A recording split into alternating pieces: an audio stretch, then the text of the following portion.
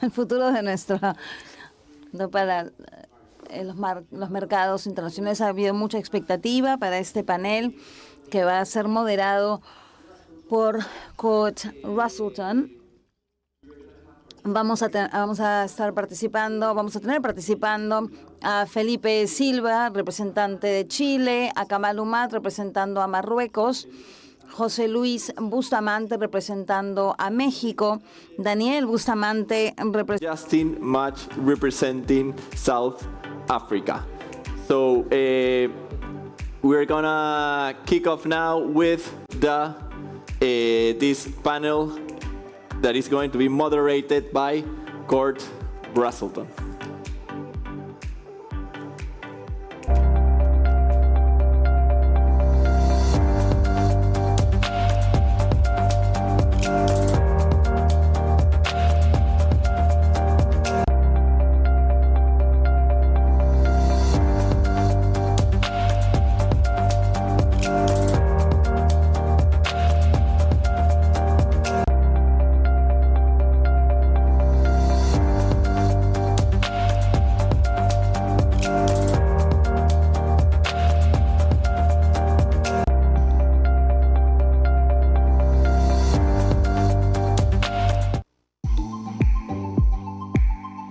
All right, now we're live.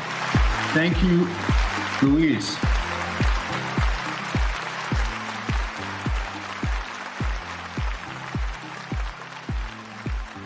Who doesn't love canned laughter and applause? I feel like we're in a sitcom in the 1980s. All right.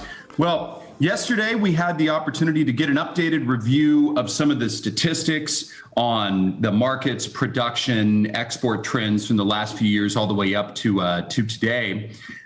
From that foundation, we're going to turn this conversation to the history, current reality, and the future terrain of what counter-seasonal fresh supply could indeed look like. While we don't have every counter-seasonal producing country in the world today present here, we have most of the major suppliers. What you'll also notice in this panel, who I'll introduce in a moment, is that we don't just have Southern Hemisphere producers in this panel. One of the biggest transitions that's happened horticulturally, physiologically, and impacting the market in the last 10 years in blueberries was with the advent of low and particularly no-chill blueberry growing. It's now possible to create Northern Hemisphere winter and even fall supply from a truck ride away from nearby lower latitude growing regions. Meanwhile, we have major Southern Hemisphere producers for the fall and winter going into the spring months in the Northern Hemisphere markets as well. So without further ado, I'm hoping they're in the same order on your screen as they are in mine. I'm going to introduce our panelists very quickly. Team, please introduce yourself briefly, explain the organization you're here to represent, and then maybe a short description of your industry's history, where it started and where it is today. Felipe, I'm going to start with you. Please introduce yourself.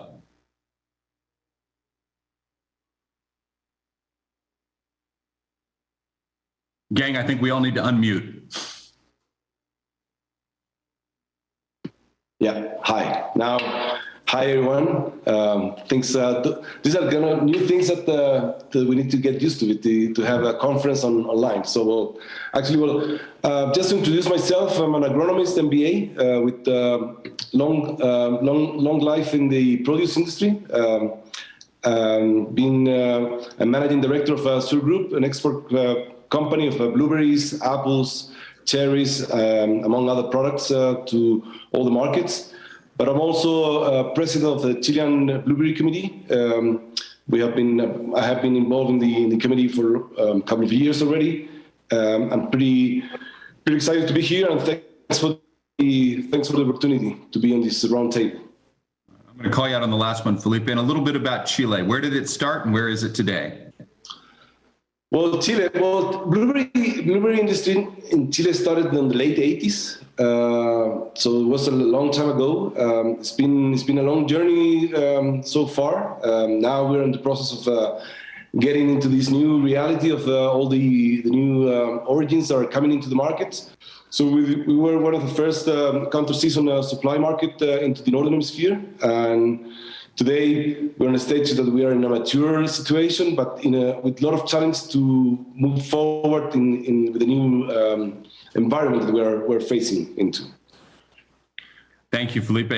Jose Luis, please introduce yourself and a little bit about your organization and some history of Mexico blueberries. Thank you, Cord. Good morning, everyone. Can you hear me correctly? Yes. Perfect. So I'm also, like Felipe, I'm an agronomist, but I think older than you, Felipe, for many years. So, and being in the produce industry as well for most of my career, I started working with berries at the turn of this century. So again, I'm kind of the oldest one. I'm the CEO of Nature Berry Growers Mexico. The company is called Naturberry. We deal mainly on strawberries. But since 2020, I'm the president of Aneberries. I was the vice president in the previous period. Aneberries is the Asociación Nacional de Exportadores de Berries. The association has been working since the last 11 years, and we're basically focus on food safety and phytosanitary, and that's the origin of the Aneberries. And right now, Aneberries is working in other commodities like social responsibility and sustainability, and also on markets and statistics. The Mexican blueberry industry is a younger industry. The first planting was in the mid-90s to late 90s, but really don't really kick off until maybe 5 or 7 years ago with the introduction of substrate production. So currently, we have like around 8,000 hectares, as the report that we saw yesterday showed. Thank you. Thank you, Jose Luis. Kamal, all the way from Morocco, please introduce yourself and a little bit about your industry. Thank you, Cord, and thanks for the organization committee of the EBO this year for having me. So I'm an agronomist as well. My background is coming from agronomy. I have more than 10 years experience in the berry business, leading now, let's say, the operations for Driscoll's in Morocco. I'm sitting as well in the vice president position of the, let's say, berry associations of exporters in Morocco. It does include all berries, not only blueberries, but I'm here, let's say, representing a little bit the country to talk about blueberries in Morocco. A little bit about the history of blueberries in Morocco. It started, let's say, the first trials in the late 90s, but the first commercial plantings took place in the early 2000s. And really, the big boom of the blueberries in Morocco started, I would say, probably 6-7 years ago, with the new genetics coming into the market and moving onto substrate, and moving as well to the southern region of Morocco to produce in the wintertime. So there really the big boom started. And now Morocco counts around more than 3,000 hectares of blueberries in the whole country. Great, thank you, Kamal. Daniel, you're sitting in a much more impressive situation than the rest of us, so we have high expectations of your introduction. Please introduce yourself, your organization, and a little bit about Peru. Thanks, Scott. Happy to be here. Well, I'm Daniel Bustamante. I'm president of the Peru Blueberry Growers Association, which represents the majority of the blueberry industry in Peru, roughly north of 90% of the industry. I am also Chief Commercial Officer of Agrícolas Cerro Prieto, which is a grower, packer, and exporter of blueberries, among some other products like avocados, grapes, and asparagus. The Peruvian industry, for the ones that have seen yesterday's country report, it's a fairly young industry. It's been growing at double digits for the past 5 years. Very impressive growth, and it's been a very dynamic industry in terms of adaptation of new technologies, for sure growth, the early harvest, the precocity of the harvests, and very focused on topics for sure in quality, ESG concepts for sure. And also, we are, as some of us in this panel, far away from the main markets. So we do focus a lot on post-harvesting techniques And Pro Arándanos is here in Peru to aid all the industry in terms of providing right information, the liaison with the government authorities, and providing everything that could be helpful in technical assistance also to all the participants in the industry, in our association. Thank you. Thank you, Danielle. Justin, we saved the best for last. Tell us a little bit about yourself, your organization, and a little history on South African blueberries. Thanks, Court, and I'd like to get my thanks in first and to compliment my Peruvian counterparts for putting on a really professional summit and giving us an opportunity to showcase what blueberries can do to the berry sector. So I have the privilege of being the chairman of the South African blueberry or berry industry, now called Berries ZA. And we are the enabling commodity organization that is led by growers, but represents the companies involved in the wider berry industry. My day job is managing director of Chilton Farms, which is a family business. And we've been involved in berries since the mid-90s. And we transitioned to high bush production in probably around about 2005. And so we're growers and packers of blueberries, and we market our crop in close association with Berry World. And also we have a shareholding in CVG, or the Cape Variety Group, which holds the license for embryo genetics in sub-Saharan Africa. So those are the hats that I wear. The South African berry industry is also a young organization, only really formalized in 2011. And it's a voluntary organization representing or with just short of 100 producer members and just short of 20 associate members, which might be either involved in marketing, nurseries, licensed breeders, etc. And yeah, it's quite encouraging to see that South Africa made it onto the top 10 lists as of yesterday. We're very pleased to be there, and our challenge will be to not just be on the top 10 in terms of hectares, but to get on some of the other later lists in years to come. Thanks, Court. Thank you, Justin. All right. Well, what excites me about this panel is, in all cases, everyone here on this panel has a closeness to the production side, the growing side. In many cases, we have agronomists, strong connection to handling, packing, and bringing product to market in all cases with participants here. And then also we have a real high familiarity with some of the other drivers, be it the politics, the genetic side, you name it. We also have a lot of experience in this panel in other crops, and we're going to get to that too. So for the next 30 minutes, I'm going to ask this panel some questions. We'll see how far we get through. When we get to that 30-minute mark from now, about 30 minutes from now, we're going to turn around and go to the audience for questions. So if you're in the audience right now and you have questions of this panel, we're going to start those in about 30 minutes and do our last 30 minutes working through those questions that you may have. So I'm going to start up. This is going to be a simple one, but we expect to capture some trends from this too before we get to the wrap up. This will go to each panel member, and then we'll get a little more diverse after that. So this is about the general one, the challenges and opportunities. What we're looking for is what is unique about the challenges and opportunities of your industry, and also what's similar between all your industries. A lot of we've spent some time as a group before this panel, and what's become pretty clear is a lot of people around the world are facing the same issues. There's also some unique things going on. So I'm going to start up top left again. Felipe, what are the biggest challenges the Chilean industry is facing? Let's do the sad things first. Let's complain for a few minutes, and then we can go to things we're excited about. So let's all take the next 5 to 7 minutes and do a lot of complaining. What are the biggest challenges facing your industry today in Chile? The biggest challenge that we're facing at the moment, Court, is the labor. Labor is definitely one of the biggest challenges that could limit our growth in the future. And I think we're not the only ones in this challenge that we're facing today.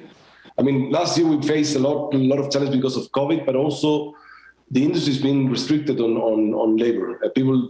It's tough to get people. We're competing against other crops as well. At the same time, cherries is also pretty demanding, and they come at the same time as blueberries. So there is a lack of labor. Also, I would say logistics on our side. We're far away from the markets, so that's also one of the biggest challenges that we're facing, and we need to address that and see what are the options that we're looking after. There's been some good solutions in terms of cherries for the Chinese market that we can look into. But the freight and all the logistics supply chain into the market, that's one of the biggest challenges, to arrive with the right quality and the right product into the market. That's awesome. Great. Thank you, Felipe. Jose Luis, your turn to complain, my friend. I will do that. No. Well, I think it's a transversal thing. The labor is an issue. In our case in Mexico, is more has to do with the changes in the Mexican law, the labor law, as the result of the signing of the USMCA treaty. So we have to be very careful and very vigilant that we comply with all the labor issues stated there in terms of organizations, unions, payrolls, etc. So that will be one of the major challenge. The second one is in terms of the logistics. We all know that we have our main market is the US and Canada, and we need to diversify that market. So getting the logistics to the Far East or to the Middle East is very difficult out of Mexico. There's no enough trade lines, and the costs of the containers are very high. And finally, to complain about a little bit of the government, this government in Mexico, we've been 3 years in the place, is being withdraw of all the support for some organizations, for trading organizations, and given a void that the organizations in Mexico we need to fill.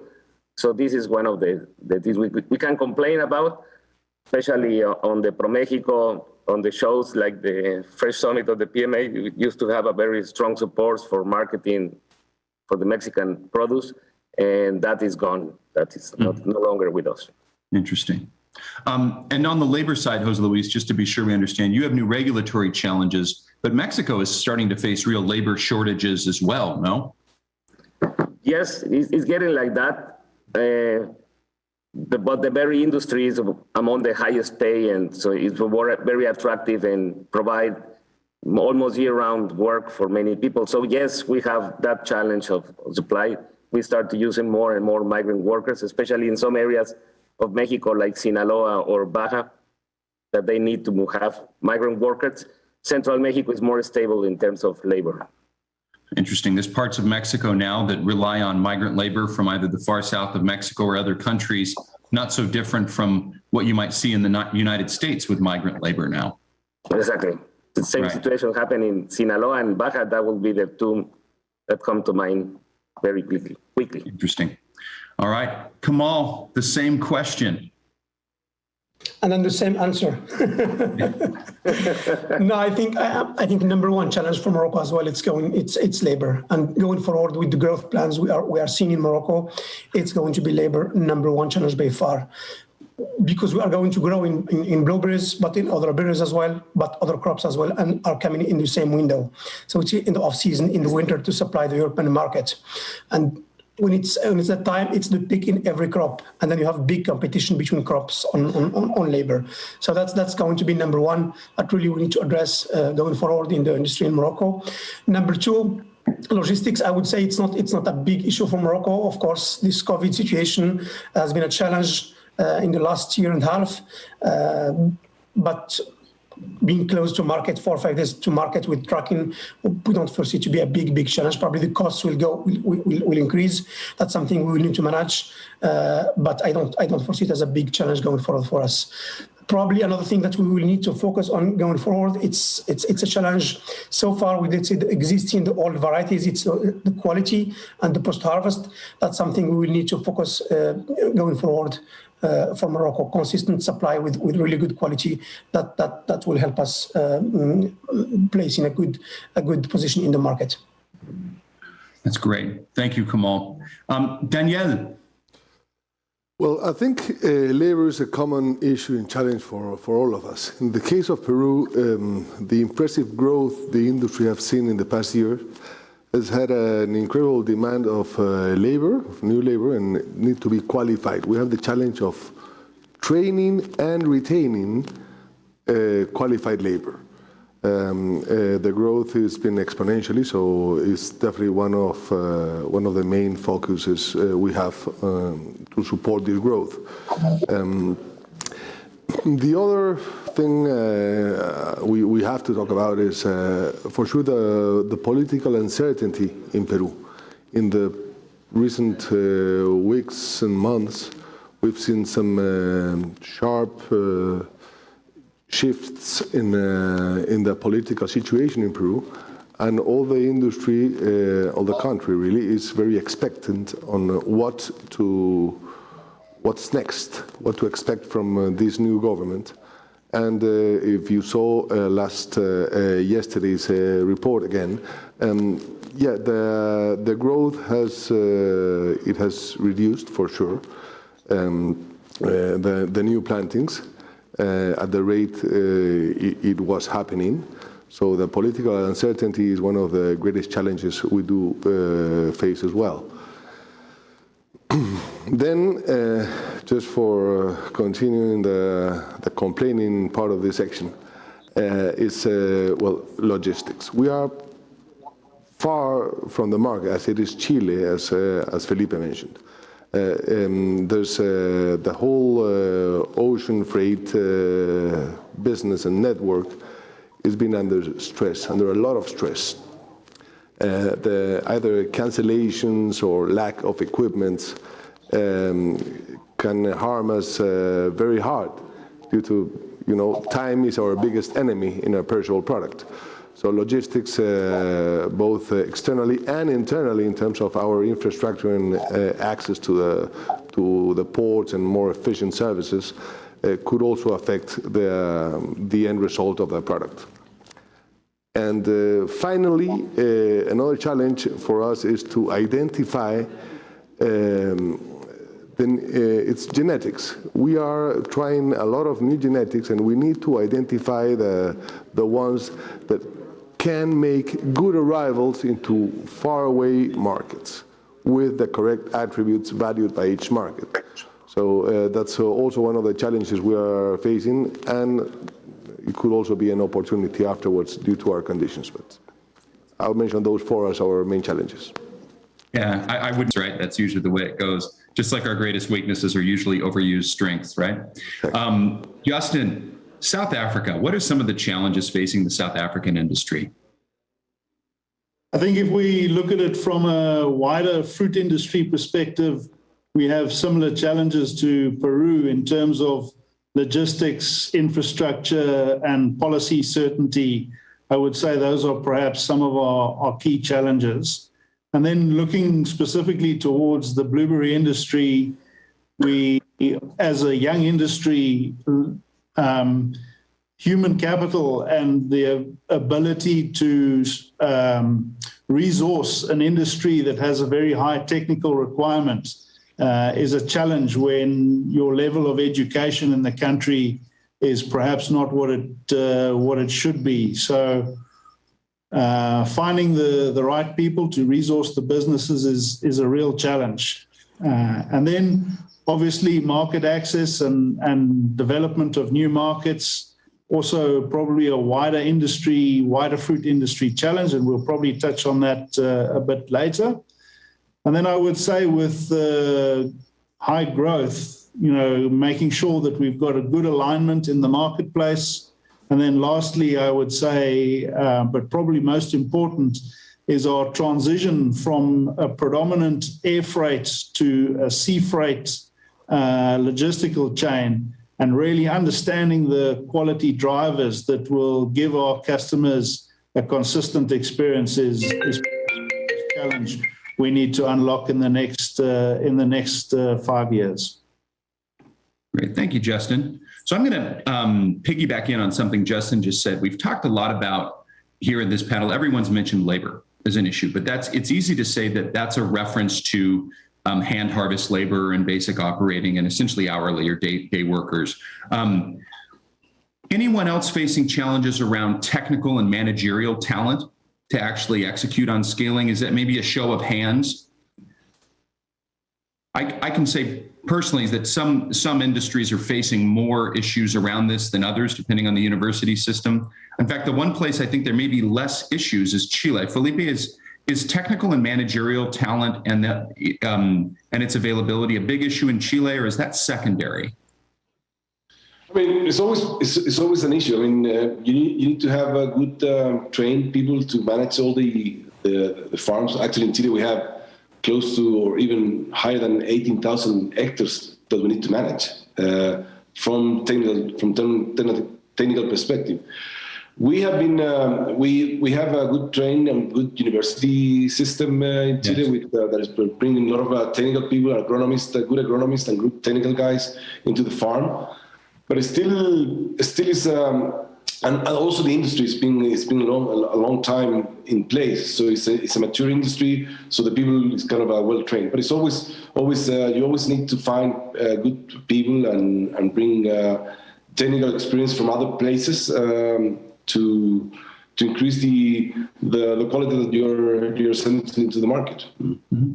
So Jose Luis, you raised your hand quickly, but I've also personally experienced a lot of, I mean, you can visit farms in Mexico and there's agronomists everywhere. You guys have a lot of trained agronomists. You have strong universities with agronomy programs. But you're saying there's still a shortage of agronomists and managerial leadership. Could you speak a little bit more about that?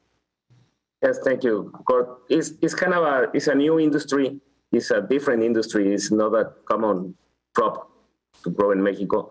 So our system is more focused on corn or beans, on that kind of stuff. So we really need more a grower's perspective. The greenhouse industry is creating a whole array of growers. So there's the agronomists that manage the field from the technical perspective to the administrative perspective. So that's the one that I think is we are lacking in Mexico. And we saw a lot of movement between companies and between different growing farms. So one is a lot of came from the same companies working in different other companies right now. Right. You mentioned that. It is funny how many people have jumped from tomatoes to berries in Mexico. I've seen something similar in Morocco as well, Kamal. A lot of tomato people coming over because it's not like there's a lot of developed university programs producing technicians or managers in berries in Morocco. Is this a pain point or is it doing okay? It is actually. I think we are in the same situation. So people are moving from other crops to berries in general and to blueberries specifically. It's getting some hurdles.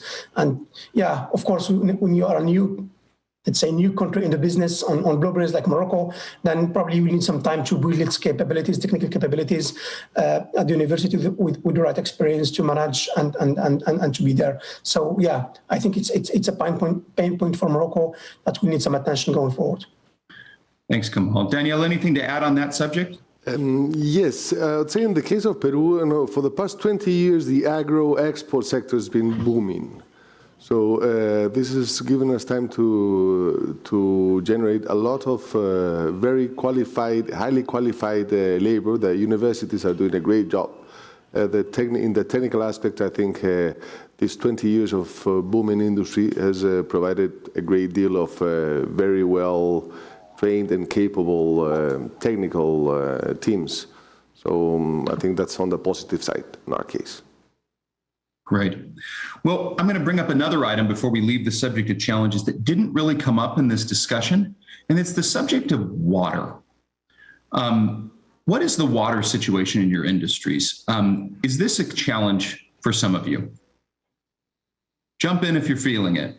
Kamal, I see you nodding your head. Tell us about the water situation in Morocco.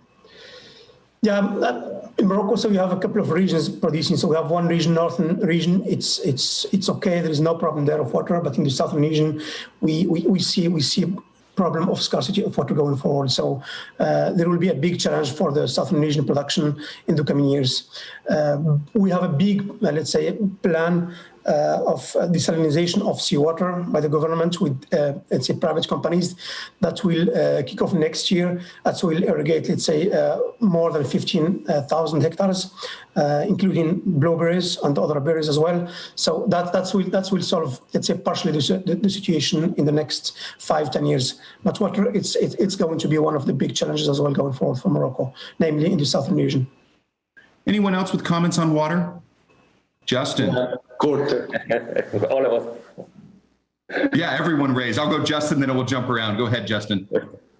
South Africa is a water-poor country, and so it's definitely a challenge. And the Western Cape suffered significant droughts around 2018, and then in the northern parts of the country, there's ongoing drought, and certainly now in the Eastern Cape, you know, they're still in the thick of the drought. So this is always going to be a challenge. We also have infrastructural challenges in that our Department of Water and Sanitation that should be providing the mega water projects is technically bankrupt.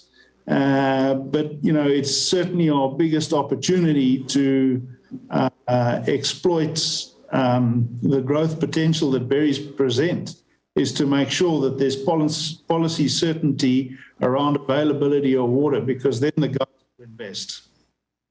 All right. And Jose Luis, before we go to Felipe and Daniel. Yeah, definitely the sustainability regarding water is one of the biggest challenges there. And again, like in most of our countries, it's different situation. Central Mexico with Sinaloa, and I think the most severe situation is in Baja, when we have the reverse osmosis plants working full-time there to provide the water that they need on the berry crops. But definitely we need to, the association is focusing on studies on sustainability in the water. And because we use plastics a lot, we use a lot of hoops in our crops. That also prevents the challenge that we have when we have a rain, we waste a lot of water. And we need to wait to collect it after they come out from the hoops. Felipe. Well, in Chile, we've been living the longest drought period on the history of Chile. It's been almost 10 years of drought. Year after year, it's been drier and drier. Northern regions are struggling. And yeah, the water has been a challenge. Blueberries are mostly the blueberries are concentrated in the central and southern areas where water is kind of more secure because of the snow that fall in the winter, and then we have water during the summer. But year on year, the driest region is coming more into the blueberry area. So it's a challenge, and as an industry, and as a committee, we're working on these, all the sustainability programs that we can consciousness, have the use of the water, and have all the technology in place to avoid waste of water. And so that's what we're basically focus on, and it's one of the drivers for the next 5 years, and it's one of our strategic plans for the future, how we can really take care of the water resources. Daniel, any comments on water before we move to more positive and encouraging subjects? Yes, Coritz. In Peru's case, basically agro exports are developed in the coast, which is a very long desert. The balance of the water availability in Peru is quite uneven. The agricultural projects are done so far mainly in the coast, in the desert, forcing us to be very efficient in the water usage and adapting any new techniques in order to achieve this goal. However, for water sources, the Amazon basin, which is on the other side of the Andes in our case, it's a source. Some projects are, which some of them are already a reality, like the Olmos project, and some others to come, are pretending to bring some water from that Amazon basin in order to supply more water to the coastal desertic regions. So no, water is definitely a critical issue for us, and forcing us, being in the desert, to be very, very efficient in that water usage. Well, I'm going to reverse order, and I'm going to go to positive things. Let's talk about some of the biggest opportunities that you and those in your industry are excited about or looking forward to. Justin, I'm going to start with you. When you sit down and have a beer or a cup of coffee with people in the industry, what are they excited about, or what do they view as the biggest opportunities for the South African industry? I think for South Africa, our north-south alignment with our major markets is certainly a big opportunity for us. And very positive news yesterday about the biggest growth center being Europe.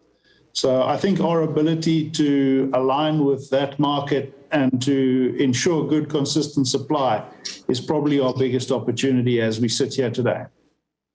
Great. And Danielle? I said that the proficiency at which the industry has developed has allowed us to the opportunities of two main things: the fast adaptation for new techniques in order of post-harvesting, giving legs to the product. That's an opportunity because we're fastly adapting, and also the speed at which some trials for genetics, from new genetics, can be validated. It allows us to make a lot of trials and identify in a shorter period of time which varieties are more suitable for our locations, and being able to plant them commercially, make the decision to plant them commercially in an earlier period. So I think those are great opportunities in order to be a better supplier to the market. That's great. Kamal? Yeah, I would emphasize on this technical, let's say, development in Morocco with the big increase and with, let's say, the changing of the varieties. I think, let's say, moving to new techniques and playing with timings and increasing yields will be some of the big opportunities for Morocco to continue growing. Not only plant more hectares, but as well increase yields per hectare. That's definitely number one. Number two, I would say from my perspective, it's the demand in the market, in the European market, is increasing. So it's giving us opportunities to grow more, but we will need really to, let's say, get rid of the old varieties that are really not suitable for the market anymore and for the customer or consumer demands. So manage, let's say, the speed of genetic deployment to adapt to the markets and get the best quality in the market. Great. Jose Luis? Yes.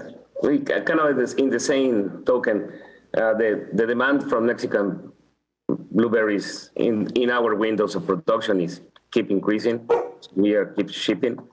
And second, I think there will be the growing regions seeing the development of new areas of growing using substrate production of advanced techniques. And third, the big opportunity is the new varieties that allow us to gain more market or to ship farther to other markets. And I will say this is going to be later to talk about, but also the growth in the demand in Mexico, the domestic market is growing. That's a good opportunity for us. That's an interesting one. We'll try to get back to that. All right, Felipe. Well, you leave me for the end, but it's all very well said already. But I think we are facing a very low penetration and per capita consumption. So I think there is a huge opportunity still in a lot of markets to increase penetration and to increase consumption. So the biggest opportunity that we have here as an industry, as a global industry, is that we can join forces to promote consumption of blueberries. We have been doing a lot of efforts on marketing for a long time, in opening new markets and doing promotions in different markets. So I think it's a good time for as an industry we join forces to start promoting, as we have seen today in the morning with the avocado board. So that's a great example how we can bring more opportunities and open new way of open more consumption into the market.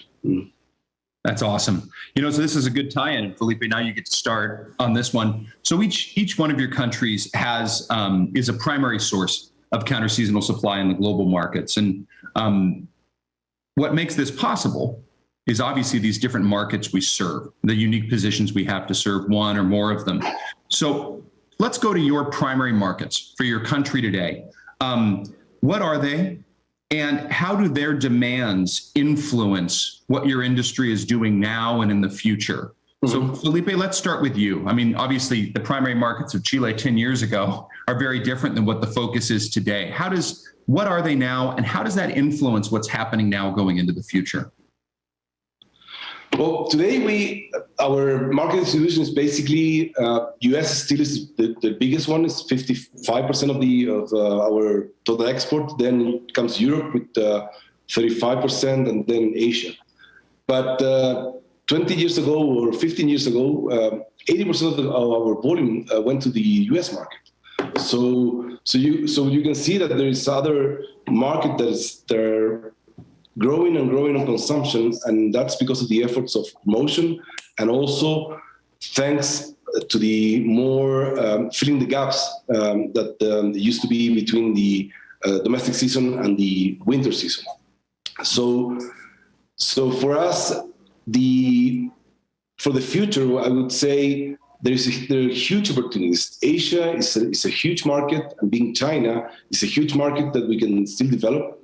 There is the rate of consumption in China and per capita consumption is very low, and level of penetration in China is very low. So Asian market, Southeast Asia, those markets that have huge opportunities. And then on the other side, you have markets like US that you still have a huge room to grow.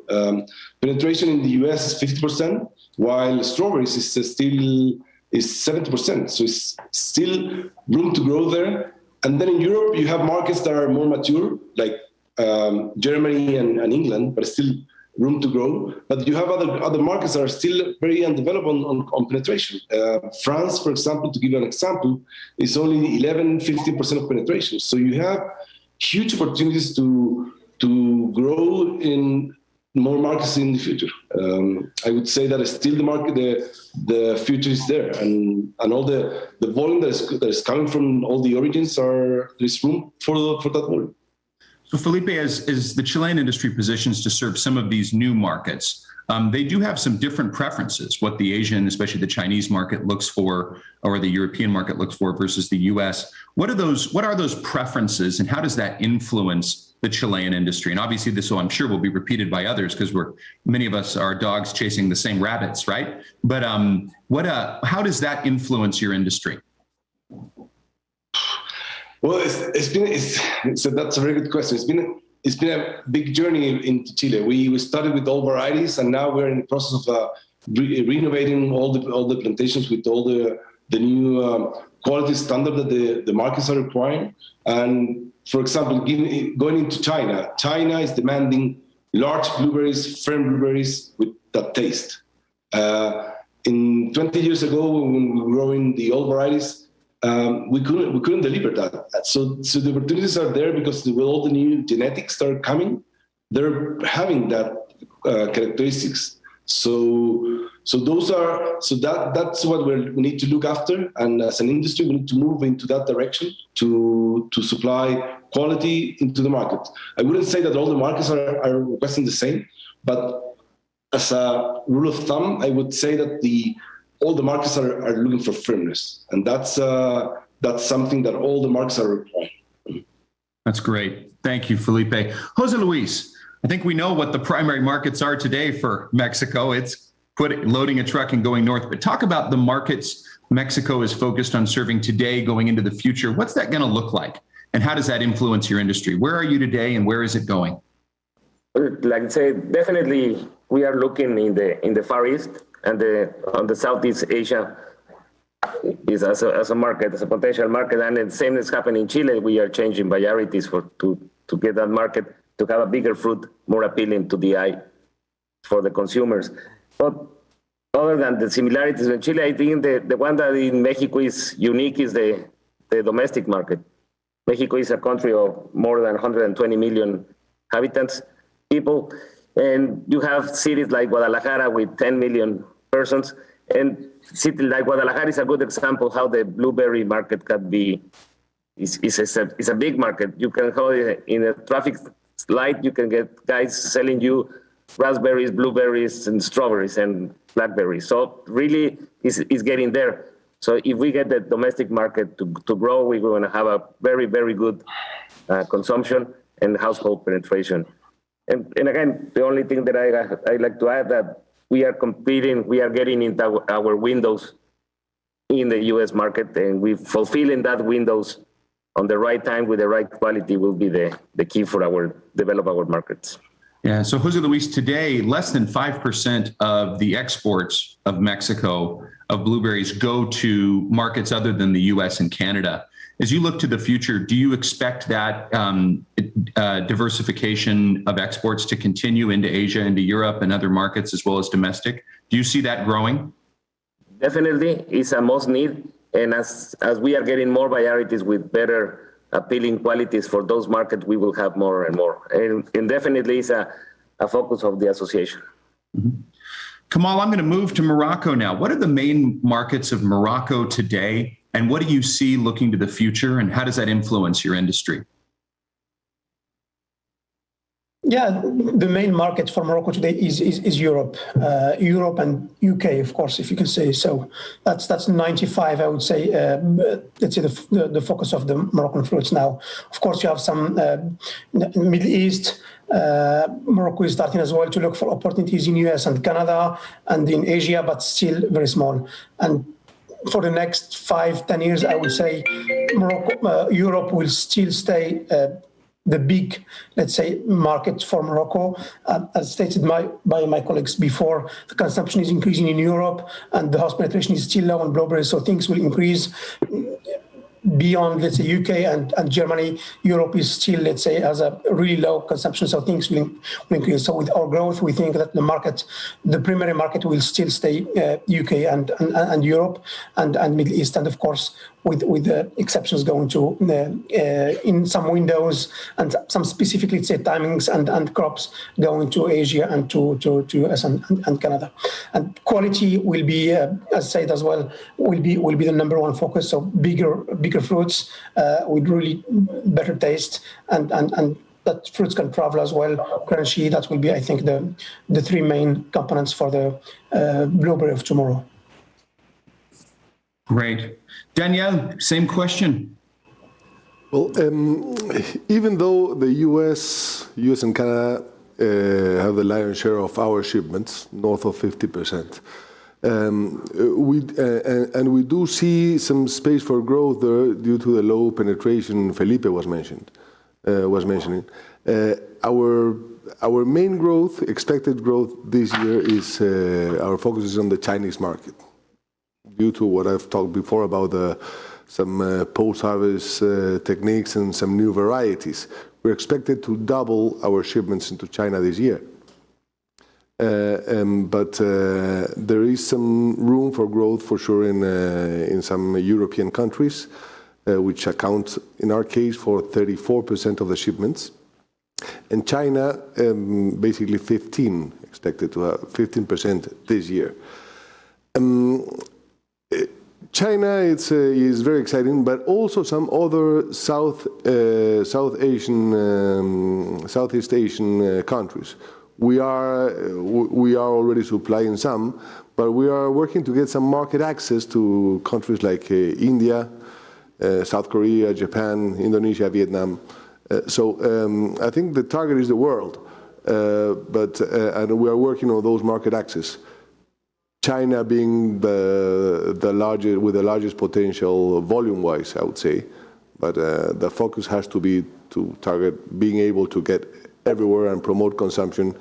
That should be an industry-wide concern and common effort, which is a great thing the IBO is helping to do.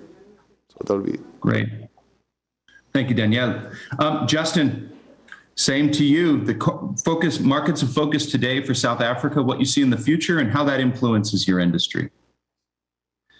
I'm not sure going last with respect to markets is an enviable position to be in, but The reality is that South Africa ships more than 85% of its fruit to UK and Europe. And so those are our main markets currently. And I think we need to work with our importing partners to make sure that we increase those penetration rates, not just the penetration, but the frequency with which we see people buying blueberries. And that will enable us to grow the demand in those two regions. And if we can provide our customers with a good quality and a consistent eating experience, then I think we are well placed to do that. South Africa, I'm going to say, is coming to the end of the R&D phase, and we're working out what works and what is successful. And now the opportunity is for us to scale that to meet the growing demand in Europe. Obviously, we would like to access markets prominently to the east of us, whether it's the Middle East or Far East, Southeast Asia. You know, those will be important markets for us to have access to in the future as the industry grows. And because of South Africa's unique position, you know, both with an East Coast and a West Coast, and the different geographies that we have, give us a good opportunity to make sure that we've got, certainly in Southern Africa, you know, supply from June, July, all the way through to January, February with very high quality berries. So yeah, I'm going to back South Africa to exploit that opportunity. Great. Well, I'm going to touch on one more thing before we leave this subject. Interestingly, with the questions coming in, I think many of the panel discussions that we won't get to here actually get addressed by many of our questions from the audience. So that'll help us for efficiency so we can actually get to questions. Last one on this subject, guys, market access. So I'm just going to say it to save us time. Chile and Peru, you're lucky. You guys have extensive market access around the world with little to no tariff, something that I think others at this table are jealous of. You have tariff-free access to China. You also have low or no tariff access to Europe, for example. How do market access issues affect you guys in Mexico? We'll go Mexico first, then South Africa, maybe Morocco. Jose Luis, for example, Mexico now has market access to China, but there's high tariffs, correct? Correct. And one of the things that we need to work with the Mexican government is to get those tariffs, because the Chinese government only recognizes the government from Mexico to that. So in that case, the association efforts and have consultants and have that working is difficult. So we are doing that. China represents, we opened China a few years ago for first blackberries and raspberries, and basically send a couple of flights, and that's it. We can't develop that market. We couldn't develop that market. So definitely for us, going to China or get market access to Korea, for example, will be a key to this diversification that is very needed in Mexico. Okay. And Justin, talk about some of your market access challenges in South Africa. It is a frighteningly slow process, and with a government that's undercapacitated to deal with the country-to-country interactions, it's really frustrating. And it's not just for the berry industry, but for the wider fruit industry in South Africa.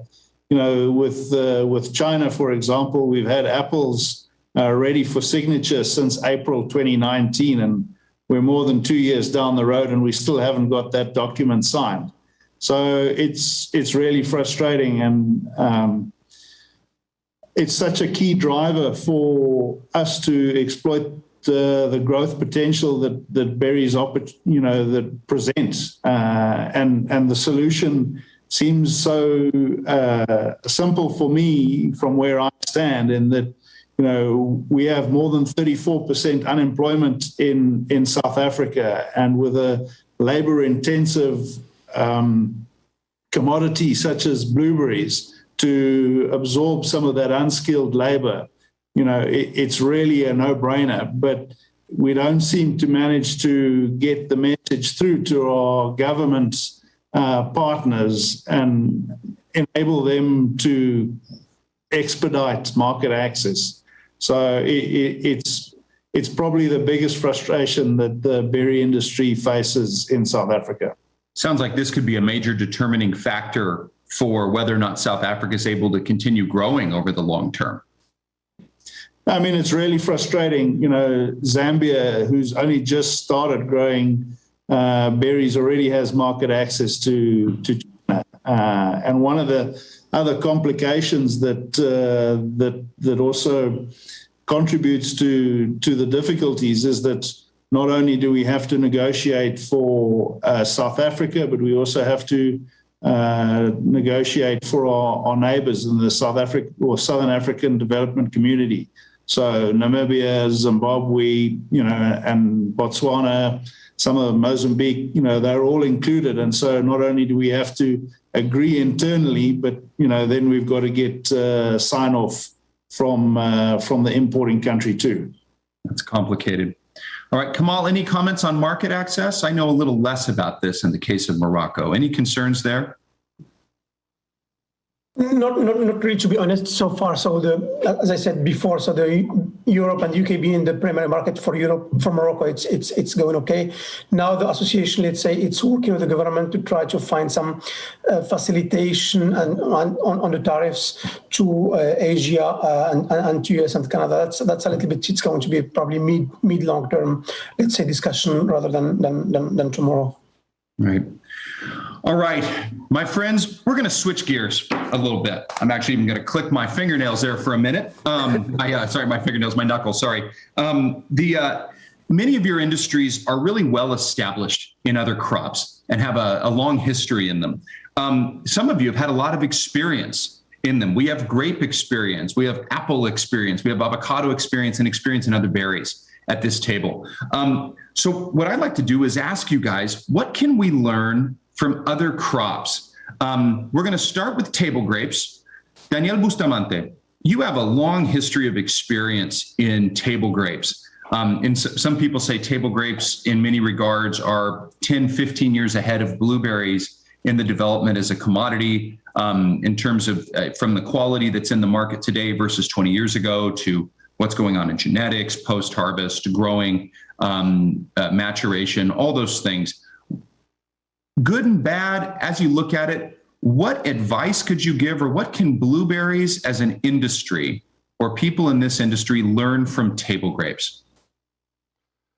I think the greatest similarities between blueberries and table grapes is what happened in the blueberries a few years ago, in the table grapes a few years ago, which was this dramatic change in new varieties, in new genetics, and the wide availability of these ones. The industry had been shifting to some other varieties for different reasons. In California, to extend the harvest time, some late season varieties or so on. Some others just to appeal to different market needs, quality, flavor, size, and so on. It has been a long journey. However, as soon as some growers in different parts of the world started having wide availability of these new varieties, the old ones became less and less appealing to the market. At some point, I remember the commercial programs were asking for some new genetics, not even sure of which of the new genetics they wanted. Some of they wanted to try some new things, not the common the old varieties we all were knowledgeable of. So as soon as we saw this availability of these new genetics, the market dramatically changed for this new genetics, and it's getting more and more sophisticated now. In some cases, they do have some preference for some specific varieties, and this changed from market to market. There are markets that prefer one variety versus the other ones. Some other markets prefer the other in terms of varieties, colors, and flavors. A new deal of specialty grapes came along with some special attributes, which is a niche. But the name of the game in the table grape industry now is for sure genetics. And I do think that the blueberry industry is fastly going towards that scenario. So I think that's what I would have to say about the similarity between those two industries. That's great. Thank you, Daniel. I see some trends in there. We'll see if that ties into apples as well. I'll start left to right. Apples and palm fruit industry. Felipe and Justin, I'll start with you, Felipe, and jump to you, Justin. What can the blueberry industry learn from apples? There's a lot of creative things that have happened in apples in the last 20 years. What can we learn from apples? Apple business has been through the same challenge that we're facing right now, replacing varieties, going from the old red, delicious old red apples into the total new genetics. But at the same time, there's a big challenge when you're bringing new varieties that you need to teach the consumer. If you go to a supermarket in the States, you will see 5 different types of apple varieties. So then the consumer tend to get confused. So how do we learn from that industry? I would say Pink Lady is a good example. They have been doing a great efforts on teaching consumers and investing a lot of resources and time and money on marketing efforts to train the consumer how to experience the Pink Lady experience, which was a totally new variety, different flavor, different product, and they have been able to first set a quality standard for the industry, and then second, being able to deliver consistency on the product and then support everything, all that together with the marketing efforts that they're doing as the Pink Lady Association. So I think that's a good example how we can do things right. On apples, on blueberries, we don't have different colors, but we do have different varieties, and we have different qualities among all the varieties that we have. So we bring all these new varieties coming into the pipeline. What we need to do is teaching the consumer and also delivering the right quality so they can repeat consumption week after week. That's great. Justin, what would you add on the apple and the palm fruit experience that blueberries can learn from? I think the apples are also learning, still making mistakes. And for me, one of the mistakes that I would like to see us avoid is obviously Pink Lady was a massively successful club or variety because it had a unique point of difference. You know, you had red, green, and yellow apples, and all of a sudden you had a pink apple. It was materially different. And with blueberries, as Felipe rightly says, we've got blue. And so, but yet we've got a list of varieties that, you know, certainly from South Africa, I think our variety list is more than 100 varieties. And so we need to make sure that, and each of these varieties have a different flavor profile. And if we're not careful, we will give the consumer an inconsistent eating experience. You know, this one is a bit more aromatic, that one's a bit more tart, that one's very sweet. And if we don't, I guess, categorize within the category, then, you know, we might put some or disappoint some customers. Mm-hmm. Mm-hmm. Jumping to other berries briefly, we'll ask you, Jose Luis, and then we'll ask Kamal. Strawberries, raspberries, blackberries. Anything that blueberries can learn from those commodities that come to mind? Definitely the good things and the bad things. I say that, for example, in the case of blackberries, that's a perfect example how you create a market and increase consumption to having in front of the consumers almost year-round blackberries, which 20 years ago was really a small summer item. Now it's a major trend in all the retailers. They have that one.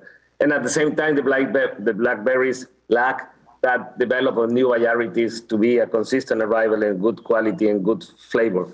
So it's worth to learn the good thing and the bad thing. Yeah. Working united, we can have the consumers eating those. Raspberries is the one that is growing a lot in Mexico in the last 5 years. And I believe it's going to be the new growth, big growth in Mexico, especially because consistently filling the gaps in production in the market, in our main market, the US.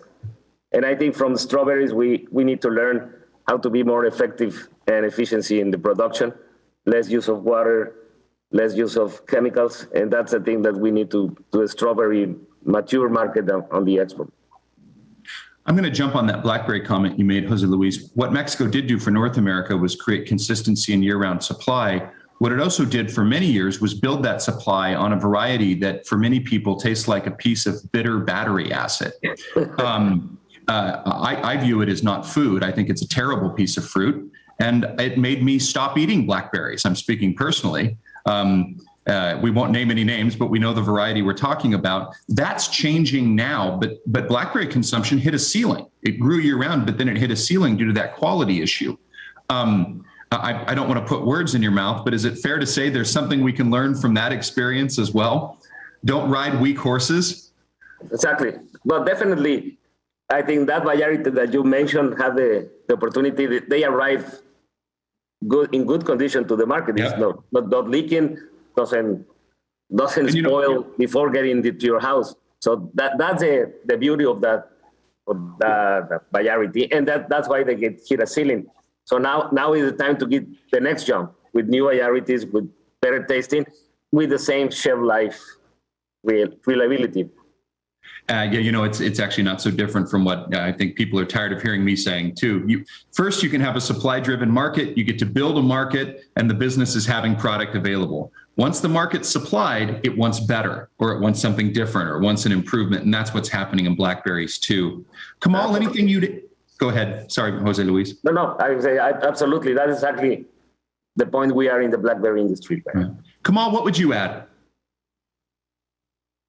I would add a couple of things to what Jose said. I would say post-harvest, learning from raspberries, blackberries, and strawberries, the post-harvest, let's say, because they are really, let's say, sensitive fruits compared to blueberries.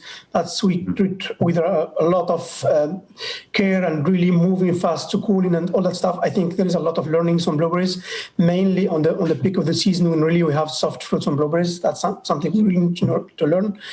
Second thing, it's mainly the technical part, I would say, on how to adapt, let's say, the varieties of blueberries in terms of timings and in terms of cycles. It's not easy because it's a long-term cycle on blueberries compared to a 1-year cycle on straws, on raspberries, or on blackberries. But something, let's say, with the genetic, we can play around going forward, let's say, to meet, let's say, the consistent supply during all the year, or the window of the country we are operating in.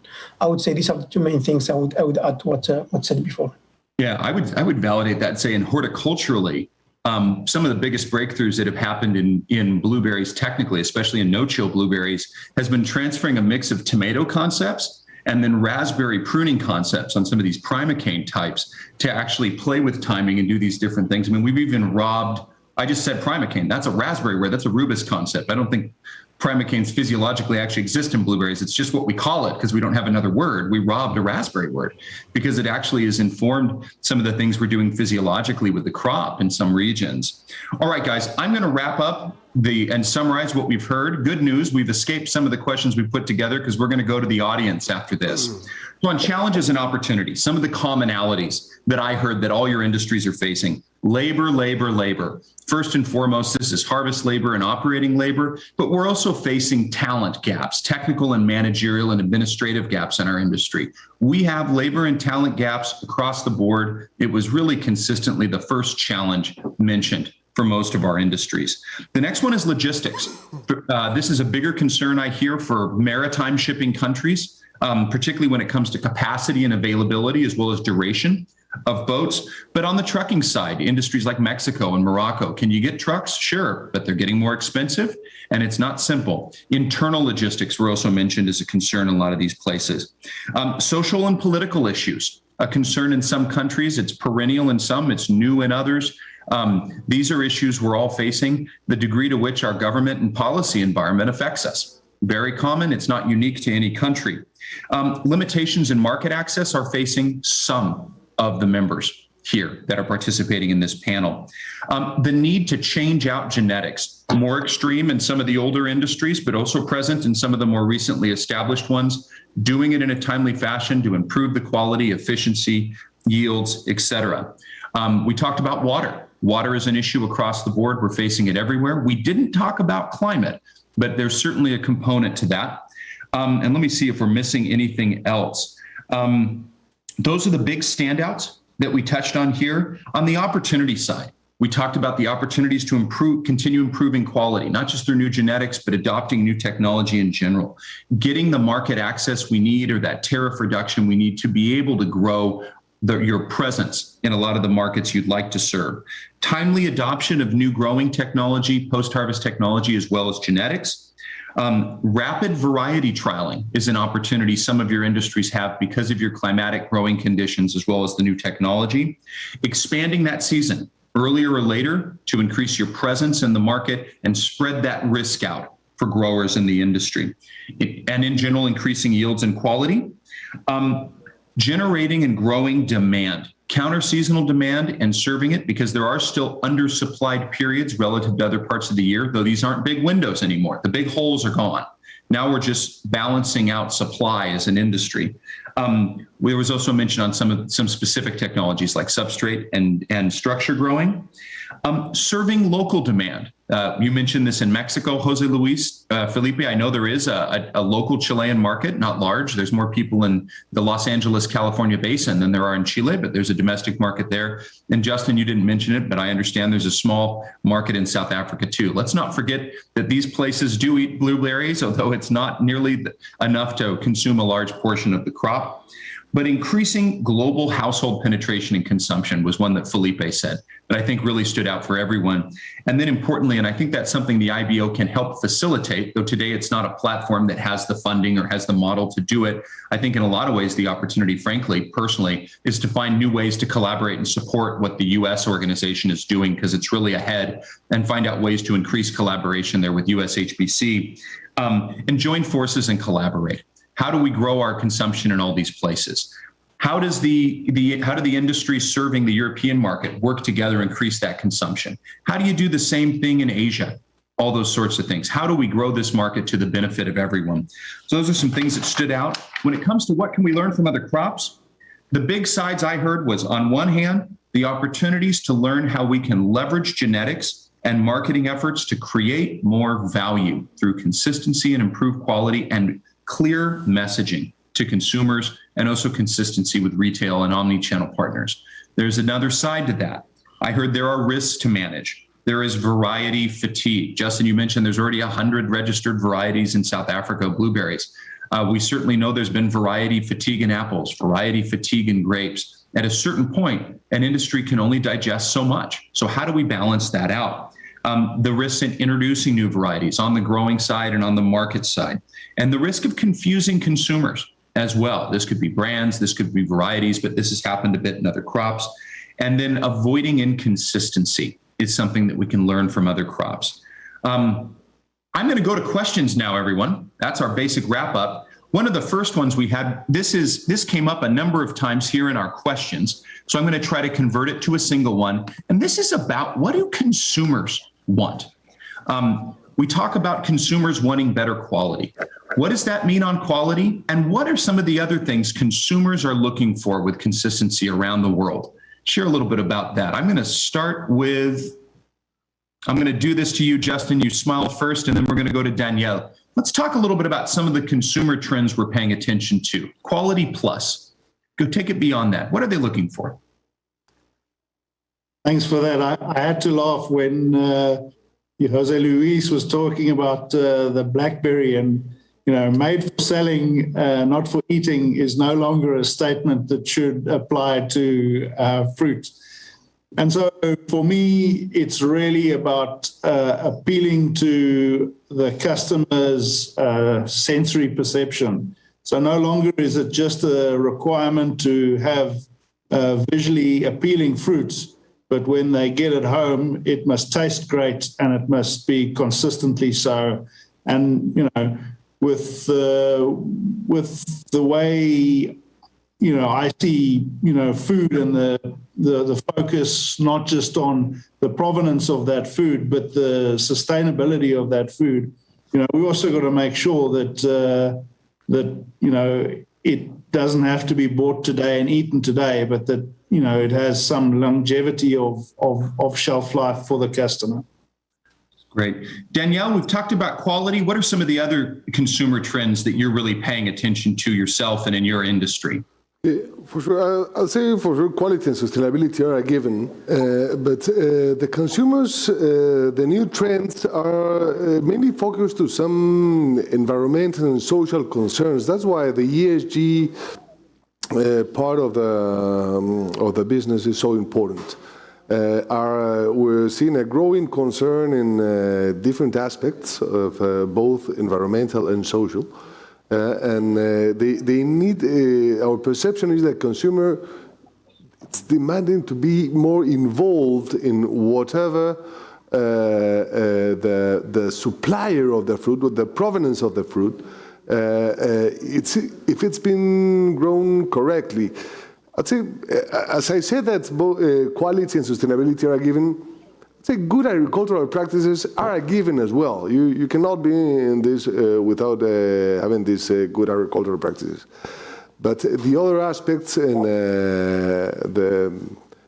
the backstage of whatever aids you to supply good product, sustainable, with well-grown, everything, are all the environmental and social efforts and involvement with the communities the companies do. So I would say it is a very, very important trend we need to listen to and for sure comment to the end consumer, because it's worth commenting. That's one concern we need to address. I think Jose Luis wanted to say something. Jose Luis? Yeah, Jose Luis, jump in. Thank you. I agree 100%, Daniel, with you. But I just want to add the new packaging, a more sustainable and environmental type of packaging and that type of things is definitely in the mind of the consumers, and it's a way to capture more demand. I would also say, living the times that we're living, COVID times, food safety is still one of the consumer requirements. They need to know that the product that we're delivering is safe for them. And the good that we are on the right product. It's a healthy product. So that's also what the consumer wants to hear, that they're having a healthy experience consuming blueberries. Very good. I love it. All right, guys, I'm going to jump to the next one. Danielle, this is a specific one to you. Where is it? Here we go. Is Pro Arándanos planning to invest in market development? Mentions the Chilean Blueberry Committee is invested, especially with growth on the 2-digit numbers. You're still doing that now. I think the answer is that's already happening. Talk a little bit about what Pro Arándanos is doing, and maybe we can bring this to some of your other industry organizations. All of your organizations have efforts underway to try to increase consumption. Tell us about that, Danielle. Pro Arándanos is, given the growth the industry has had, we are actively participating with all of the international stakeholders in order to grow this industry. Especially, I would do a special mention to our active participation in the U.S. market. We are, along with a great role the U.S. HBC is playing, we are participating in the National Blueberry Council, which is aimed for a voluntary assessment in order to aid the U.S. HBC's efforts and increase the U.S. consumption. Also, we have not done particular promotional campaigns in some other markets, but what it is for the future for us, it's participating in the creating some promotions in the Chinese market as well as in Europe, capitalizing in the experiences we've had and we've seen in other commodities that are placed in those markets, doing some promotions. Now, jumping onto promotion and general collaboration, we didn't get on this and it didn't show up exactly this way in the questions, but it's something we probably shouldn't ignore. As much as there wasn't a harm finding in the Section 201 investigation in the United States, this trade issue that happened in the Americas, there is still a lot of pain in the U.S. industry. There's also still a lot of opportunity for increased collaboration, as we've mentioned here. Do we have any comments on that, Jose Luis or Daniel or Felipe from the Americas? Any comments on these ongoing trade issues and how we can convert what's been a very difficult time to something positive? Definitely. Thank you, Kurt. I think if we need a U.S. grower section healthy, so we have a healthy industry. We really have to be consistent in the supply to the market, 52 weeks out of the year with the same quality, same consistency, so we can increase the demand. So we really need a helping hand there in the U.S. market and have strong growers and producers over there. I definitely believe that. And I think history is like the avocado. History shows that. Yeah. And we mentioned what's going on in avocados. Well, it may look different, and this is not a venue, nor is it appropriate for us to get into it. I think many of you here, especially in the Americas, are involved in the discussions underway with the U.S. industry on how we can get more creative, not just to help the U.S. growing industry, but to help everyone get a healthier future. If we grow the pie, we spend more time serving a growing pie and less time fighting over pieces. And I think what you said there, Jose Luis, is really important. A lot of the benefit we've all had here all around the world to be able to participate in this industry started in the U.S. and is tied to the work that the United States Highbush Blueberry Council has done around the health research, the promotional activity. The crop started there. And many of you that ship into the U.S. are paying assessments to that, but everyone is benefiting from that work. So looking for ways to dovetail, partner with that organization, support it, and also support that industry is to everyone's benefit. And I think we all agree with that. I will get off my soapbox now and go to said the one American in this panel, sea freight. This is a mix of, as we have all these logistics issues, these problems, I'm going to ask you all for a number of days. What is the required shelf life looking to the future? This is a little tweak of that question that came through. If you go, let's say it's 2025 or 2027, what should the shelf life of a successful blueberry be in light of these sea freight timelines? Jose Luis, even Mexico is going to want to put fruit on boats to Asia and Europe. We all have our distances to market. Who knows, Kamal, maybe Morocco will load boats and send it somewhere around the world too at some point. What do we need in minimum shelf life for a blueberry going forward? Felipe, I'll start with the one furthest away from a lot of the world in Chile. What's your number? I mean, if we want to talk about shelf life, we need to talk shelf life up until the table of the consumer. So that's not only the transit to the market, but also the distribution in the market, and also reach into the household table. So I would say we will need to have a variety that can last at least 45 days, the whole journey from farm to the table. In some markets, probably will be less. We will be able to arrive earlier, but some other markets we will need to have 45 days of shelf life at least. Right. And for your furthest consumer that you might want to serve someday, it's probably more than 45, right? Could be. I mean, could even 50. There's some markets that we have reached there, like Korea, in 30 days, just to get to the ocean freight, plus all distribution, plus the household needs to take it to the shelf and then take it to his house and then take some days to eat the product. So it will take 60 days.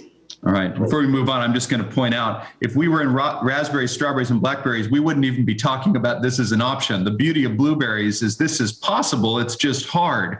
All right, Jose Luis, what's your number? I will offer a lower number, maybe 30 days. And I like what Felipe said that, and somebody from Chile told me exactly like that. It says, it doesn't matter if you make a rival, you really make it at the household. That's what counts, because a bad experience with the fruit, they will never buy it, or they will take longer to buy it again. So I would say 30 days will be a beauty, because our production is different regions, different times of the year. I think 30 days is enough to fill those gaps in production. All right. In the interest of time, I'm going to do a poll here. So we'll do vote for 30, vote for 45, vote for 60. Who votes 30? I would expect Kamal and Jose Luis to say that. Who votes 45? Yeah, 45 and 60. There it is. Yeah. Okay. Can I vote twice? Yeah, you can vote twice. That's fine. All right. Let me see if we can find a good one here to wrap us up.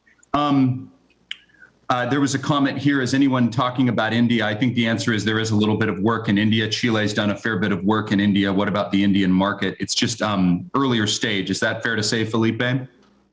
Yeah, we started, the government opened and as an industry, we opened the market a couple of years ago. We've been doing, the market is growing every year. Of course, you have the challenges as a new market with all the distribution challenge that you might have in China, in India.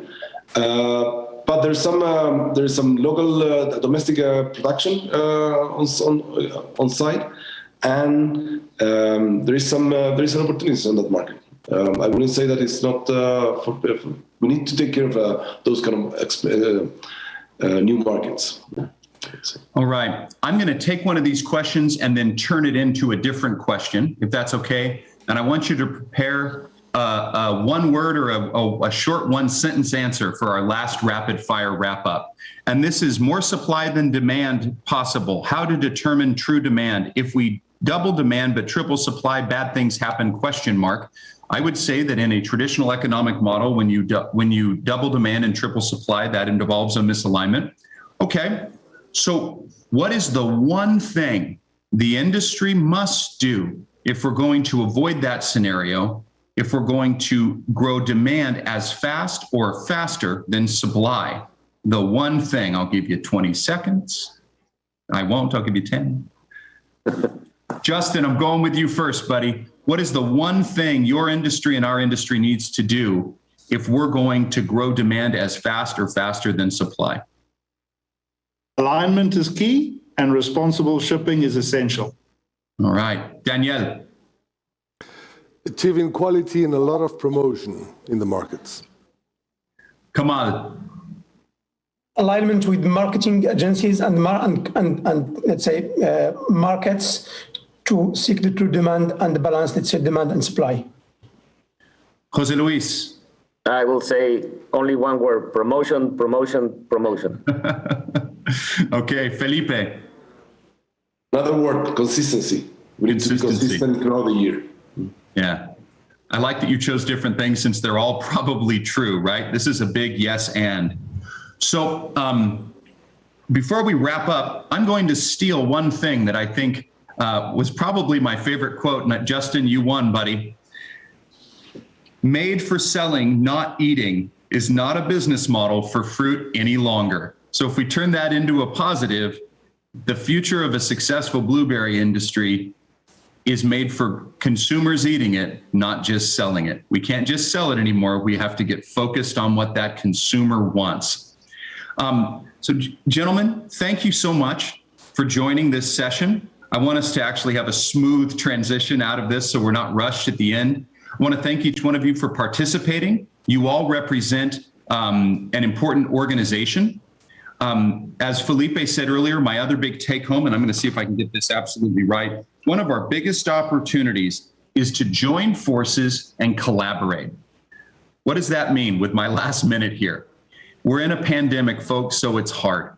And so even in these settings, if you can connect with people digitally around the world committed to blueberries, do it. But as this pandemic subsides,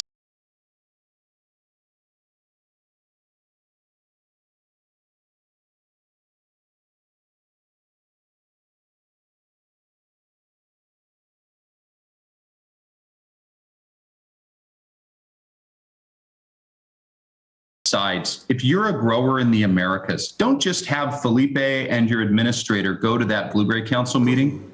Go yourself. If you're a member of these associations, get up there and meet with the organization. If you're producing, form one. If you don't have any funding in your association, come up with a goal on how you could promote awareness of health message in your market, or one of these other opportunities. Get together, figure out how to fund these basic efforts, and become part of the solution. Our product is healthier, it's easy to eat, it's fun, and when they are good, they are so good. We have a great future ahead of us, but we have a lot to do. What got us here will not get us there. So with that soapbox closing, I'd say thank you, Felipe, Jose Luis, Kamal, Daniel, Justin. Be safe out there, everyone, and go Blueberries. Bye. Thank you, Coach. Bye. Bye-bye. Thank you. Thank you.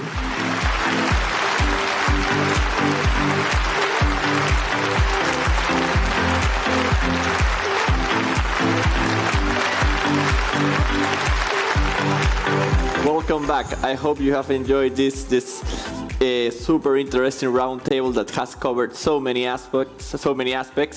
Thank you, Court, for moderating this panel, for putting the panel together, and special thanks also to the country representatives, Felipe, Jose Luis, Kamal, Daniel, and Justin, for sharing with us your industry's challenges and opportunities moving forward. Before we go into our third presentation of the day, the Health Halo, we're going to have a quick break. Remember, please, to visit the exhibition area. Don't miss this opportunity.